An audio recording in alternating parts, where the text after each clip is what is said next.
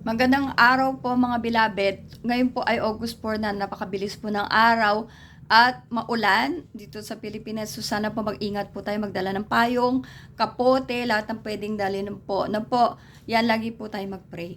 At kahapon nga po gusto ko lang i-share kasi nakalimutan ko. Pinaalala po sa akin ng Panginoon. Kasi nung papunta, nung Sunday, sa L3 ako nakasakay. Yan po kami ni Jero at minaramdaman nga ako masakit sa left side ko, yung part na paralyzed. So, gusto ko lang pong, dito, yan siya, sa akin ng Panginoon, na ang Diyos po ay tapat. Ang Diyos ay mabuti sa taong mabuti rin sa Kanya. Yan po, kung tayo po ay, kumbaga, nagmamahal po sa Diyos, ang Diyos higit na nagmamahal po sa atin, hindi tayo bababayaan. So, nangyayari no, nung siguro tanghali na, wala ko pinagsabihan na may masakit sa akin, yan po, na masama katawan ko tanghali, sabi ni Brother Igna, yung sacrifice na nagsusunda sa amin ni Jeron, yan po every Sunday. Sabi niya, pag uwi, dun ka na kay Sister Nancy, sumakay ako na dun sa kabila. So sabi ko, okay lang ba? Ikaw magpaalam. Kasi syempre nahihiya ako po. So sinabi niya nga, although nahihiya ako dun sa mga kasama ko talaga, kasi para bang, syempre, yan po, kumbaga alam ko na maintindihan nila, lalo na matatagal na sila sa faith, pero nahihiya pa rin ako. Pero nung nung pauwi na, nakasakay na ako kay Sister Nancy, yan po, hindi naman nagka-problema naman uli yung L3. Pero sa biyaya ng Diyos, nakaalis na nga kami. Nung umaga na lang ako nakapag-message sa isang kapatid po na kumusta naman. Hindi sila pinabayaan syempre ng Panginoon. Yan naman din na alam ko eh. Yan po, na hindi tayo, pag tayo naglilingkod sa Diyos, nagtatapat, ang Diyos po, hindi rin tayo pababayaan. Kaya wag kayong matakot maglingkod po. Karanasan ko sa dako ng Dubai, nagkakaroon ng brown out. Yan po, walang elevator, minsan 1 week. Sunog, yan. Pero never ako nakaranas ng ganun. Karanas ako, tapos never nakaranas no po. Hindi, nagkakataon na wala ako doon sa building, o kaya nasa church po ako. Ang Diyos talagang ini-spare talaga ako sa mga ganong pagkakataon po. Kaya ang Diyos po, kilala tayong lahat. Wala kang maitatago, magtago ka pa sa ilalim ng silya dyan, alam na alam ng Diyos na po. So po rin po ang Panginoon, ang Diyos ay mabuti, huwag tayong matakot maglingkod po. Kasi pag ikaw nagtatapat, pag ikaw mabuti sa Diyos, ang Diyos higit na tapat, higit na mabuti po. Po rin po, Panginoon, tayo po'y manalangin. Praise the Lord. Amang Diyos, sa magpagkakataong ito, nagpapasalamat kami na muli makapagdala ng iyong mga salita, O Diyos, ng iyong mga katotohanan. Patuloy namin dalangin, O Diyos, sa bawat isa sa amin, lalo tigit sa aming mga kaibigan na nakatunghay, ang pag-iingat mo sa bawat isa sa kanila, karunungan naway ibigay mo sa bawat isa sa amin, O Diyos, at Lord God, ang pagdudumaling tanggapin ang kaligtasan mula sa iyo, O Diyos. Ito po ay regalo na hindi namin pinaghirapan, Panginoon. Dahil sa iyong biyaya kami naligtas, O Diyos. Tulungan mo bawat isa, Panginoon, na Lord, higit nila maintindihan na yung mga salita, higit nila maintindihan kung gaano kahirap ang ginawa ng yung bugtong na anak, Panginoon, sa krus ng Kalbaryo. Panginoon, ikaw po ang magbigay sa mga wala, ikaw ang magpagaling sa may sakit, dakilang Diyos, at ikaw po ang patuloy na tumulong sa mga nangangailangan, sa mga nalulungkot, sila'y pasayain mo, dakilang Diyos. Salamat po, samahan mo kami sa araw na ito. O Diyos, lalo tigit ang iyong abang lingkod na maihayag na may buong katotohanan, kapangyarihan, katapangan ang iyong mga salita. Salamat po, Ama, sa pangalan ni Jesus. Amen. So ngayon po, August 4 na nga, ang po natin ay yung attributes of God po. Maraming attributes, pero kinuha ko lang 8. Dapat nga 7 kasi 7 po yung number ng Panginoon. Ito yung fullness ng divine fullness po. Kasi diba sa ikapingtong araw, 7 seals yan po. Pero 8 na yung ginawa ko na po. At sana nga mabilis natin po magawa to. Bukod pa doon sa omnipresent ang Diyos kahit saan. Omniscient nga po ang Diyos po, alaman lahat. And omnipotent, all-powerful God po. So, wala talaga tayong lusot. Napaparin po ang Panginoon. Napakabuti ng Diyos na po. Sabi sa Colossians 1:15-16, the Son is the image of the invisible God, the firstborn over all creation. For in Him all things were created, things in heaven and on earth, visible and invisible, whether thrones or powers or rulers or authorities. All things have been created through Him and for Him, Jesus Christ. No po. Puri po, Panginoon. First, God is spirit. So, ang Diyos ay spiritu. Sabi sa, saglit po. Sabi sa John 4:24, God is spirit and His worshippers must worship in the spirit and in truth. So, ang Diyos po ay spiritu at ang lahat ng sumasampalataya sa Kanya, mananamba niya ay dapat sumamba sa spiritu at katotohanan po. Napopurihin po ang Panginoon.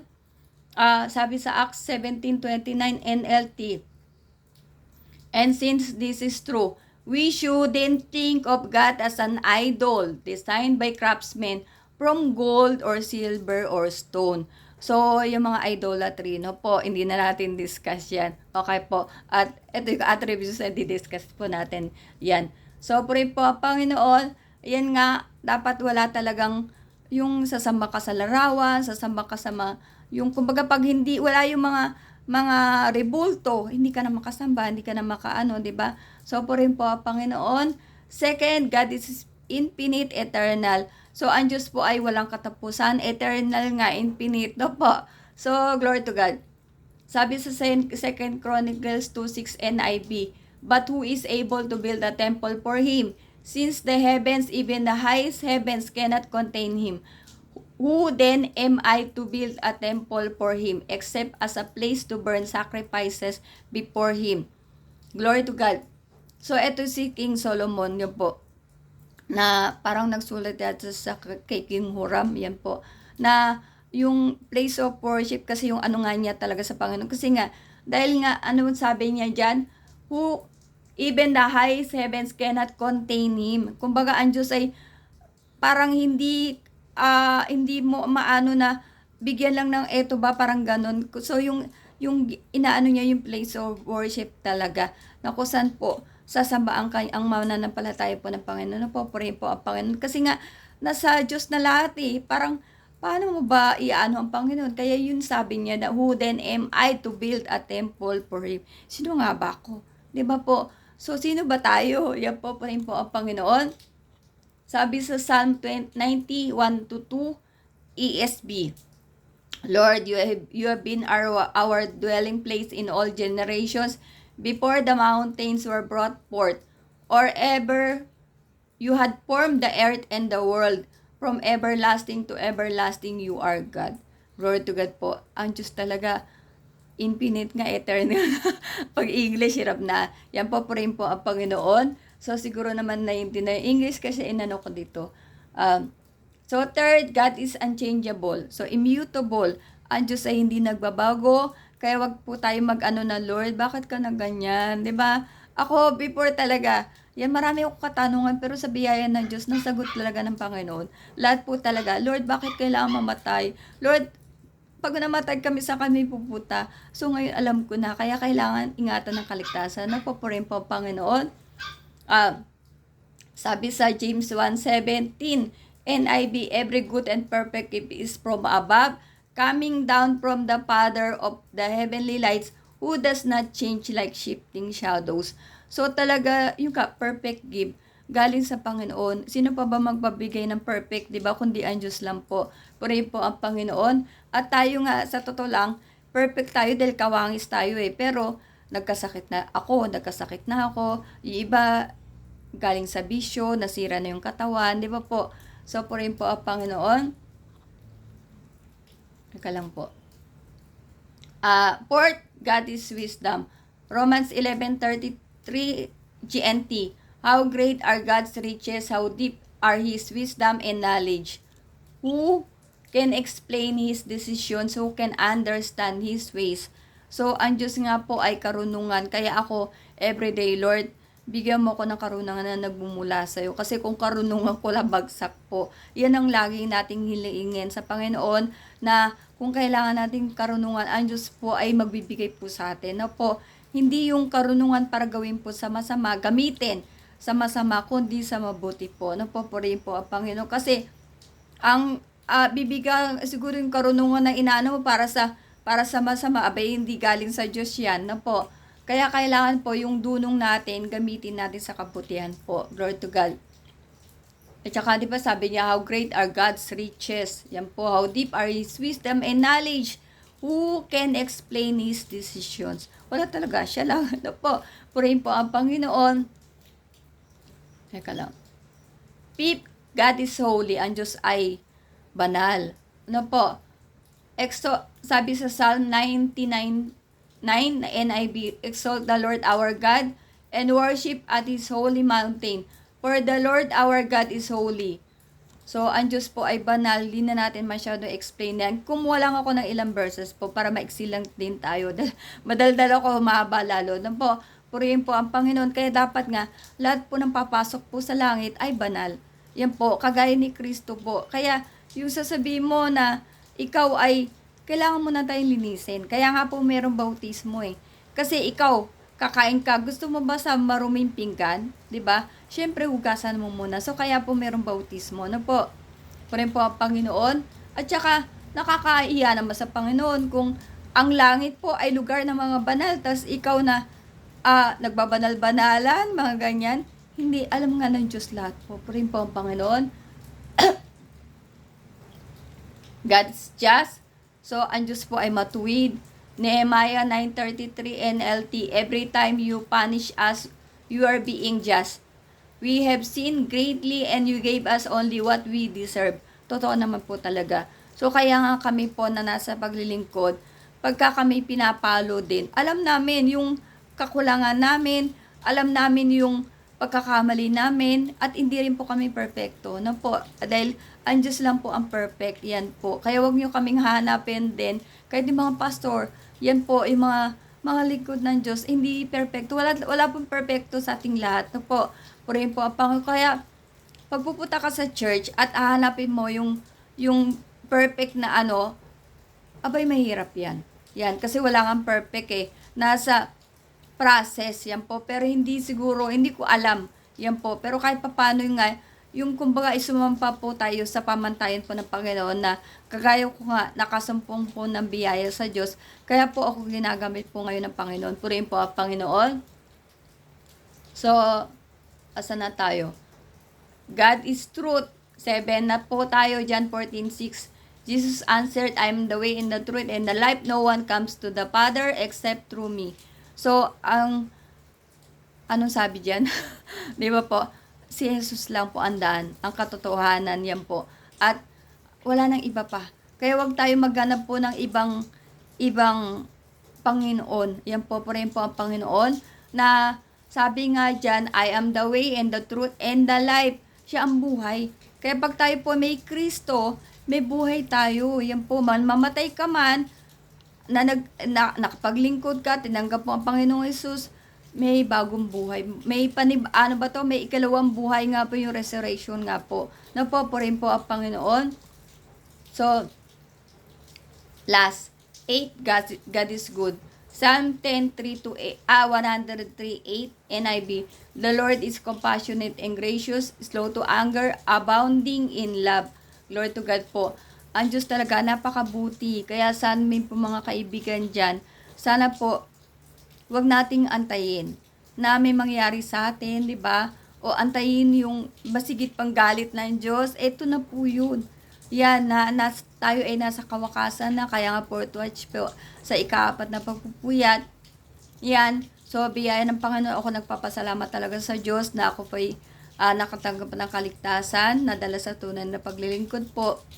At yung nga, ginagamit tayo ng Panginoon, sobrang malaking pagkakatiwala po talaga to. Yan, madalas ako, masasabi ko hindi ako po magluloko dahil alam ng Diyos yung nasa isip ko ngayon na hindi talaga ako prepare. Yung bang hindi kasi late ako nagigising po talaga. And sa totoo lang ngayon, hindi ko alam, Lord, makakalakad pa ba ako? Kasi nagtatira pa ako pero parang hindi ko maintindihan. Kaya nga po, sa mga na-stroke dyan, tayo at saka yung na-stroke nagkakaintindihan. Yan. At saka kasi nga iba-iba po ng nararamdaman kung saan pati pumuto. Kaya wag natin i-compare. Yan. Kasi ako nagte-therapy. Pero sabi ko, bakit ngayon? Okay, bukas, ang hirap. Yan po. Kaya minsan ako rin ay parang, kagaling ba ako, Lord? Parang ganun po. Pero alam mo yung sinasabi ng Panginoon, yung kumbaga magtiwala po. Yung lagi ko nasa isip na tiwala na lang ako sa Panginoon. At kasi never niya ako kasi pinahiya. Yan po, never niya ako pinabayaan. Never niya ako iniwanan. Yan po, kaya yung bahay ko na ibinenta po, of course, alam niya na kung saan ko dadalhin yung pera. Alam niya na kung kanino ko ibibigay, itutulong. So, wala siyang hindi alam. At alam niya na rin kung ano mangyayari sa akin ngayon, yung mga problema ko ngayon. Yan po. At alam niya na may konti talaga yung minsan Lord, mali lang naman yung decision ko, or hindi ako nag-ano kasi na tumulong eh. Kaya lang nga, ang ano ko talaga na sabi ko, yung turo ng Panginoon sa akin na hindi ko pala mabibili sa pera. Yung parang hindi ko kayang gamitin ng pera para sila maligtas.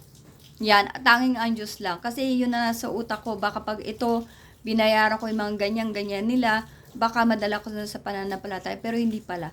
Yan po. So, ang Diyos lang talaga kumbaga, I will do my best and God will do the rest. No po. So, magkaroon po tayo ng takot sa impyerno. Napakaraming kaluluwa ang nasa impyerno po. At, syempre, wala na. Ang Diyos ay tapat nga, ang Diyos ay matuwid. So, sila yung, ano ba yung sabi sa John 3:16 hanggang 18, sa 16, sumampalataya. Kapag sa 18, hindi ka na sumampalataya, hatulan. May hatol na. Yan po. Kaya wag nating antayin po. Diba? Na tayo po ay matrap sa isang desisyon. Yung sa Great Tribulation, wala ka ng choice kundi magpaputol ng ulo. Huwag nating antayin. Ano po, mahal tayo ng Diyos. Tsaka wag natin sayangin yung pinaghirapan po ng Panginoon sa krus ng Kalbaryo. Yung lahat ng hirap, yun po yung gustong maano ng Panginoon sa atin, ma-explain na pag tayo, naintindihan natin po yung hirap ng Diyos sa krus ng Kalbaryo. Simula nang siya'y nagkatawang tao. Lahat dinala niya, pasakit, hirap, lahat na po. Nagpatumulong, nagpagaling, nangaral. Anong binalik ng tao? Yan, kaya nga ako, minsan talaga naiiyak ko po talaga. So, totoo lang na ang hirap palang sumunod. Kasi kailangan mo talagang tanggapin. Yung bato sa'yo, yung usik sa'yo, dahil ikaw ay alagad ni Kristo. Pero, sa totoo lang, mas okay na yung tanggapin mo kaysa sa ikaw ay mapahama. Kaya po, yan nga, sa amin na naglilingkod, hindi madali. Hindi madali maging alagad ni Kristo. Sa akin, hindi madali mag-share araw-araw. Dahil, syempre, ito po ay mapapanood na, syempre, ng mga lingkod po. Yan, di ba, ako'y kailangan din maging maayos na, hindi pwedeng, imbis na sa diretsong daan, ay mailayo ko yung mga manonood. Kayo po, mga may namahal kong kaibigan, na imbis na lumapit kay Kristo ay lalo kayo lumayo. Diba, napakahirap po. Kaya yung sa mga nagdadala po ng salita ng Diyos, napakabigat. Hindi po biro ang magdala ng salita ng Diyos na kasi kaluluwa po ang nakasalalay. Yan po. Kaya sa mga hindi naman tinawag, hindi naman karapat-dapat, hindi naman po pinagtagubilinan ng Panginoon, sana po ay kabagan pa rin sila ng Panginoon. Sila po ay madala sa tunay na paglilingkod na po. Purihin po, Panginoon, patuloy na kumbaga ang Diyos po ay tumatawag po sa pamamagitan po ng Ebanghelyo ni Kristo, na sana po punta po tayo sa church, yan, sa iba't ibang dako ng mundo ng PMCC Port Watch po. So, tanggap na po tayo ng kaligtasan. Tayo po ay manalangin. Amang Diyos, salamat po sa pagtatapos na o Diyos ng aming maikling pagbubulay na yung mga salita. Salamat, Ama, sa pagtatagumpay. Salamat, O Diyos, sa iyong kahabagan, Panginoon, na binibigay mo sa iyong abang likod sa kabila ng aking abang kalagayan. Salamat, Panginoon, sapagkat isang napakalaking biyaya, O Diyos, ang Panginoon na gamitin mo. Dalangin ko lang lagi na maging karapat-dapat ako para sa iyo, O Diyos. Salamat po sa mga may sakit. Patuloy ka magpagaling. Sa lahat, O Diyos, ng nangangailangan, ikaw po maglaan ng aming mga pangangailangan. Lord God, sa mga wala pang kaligtasan, nawa, O Diyos, ibigay mo sa kanilang mga puso, ilagay mo sa kanilang mga puso ang pagdudumaling tumanggap ng kaligtasan. Panginoon, sa mga nangyayari sa kapaligiran, patuloy ka pa rin mahabag sa bawat tao, O Diyos, na sila'y halapit ka ang katotohanan ng Panginoon upang sila'y hindi mapahamak magpakailanman. Salamat po, Ama, dali mo kami sa araw ng bukas sa muling pagbabahagi ng iyong katotohanan. Salamat po sa pangalan ni Jesus. Amen. Salamat po, and kita Kita-kits po tayo bukas na po. God bless us all.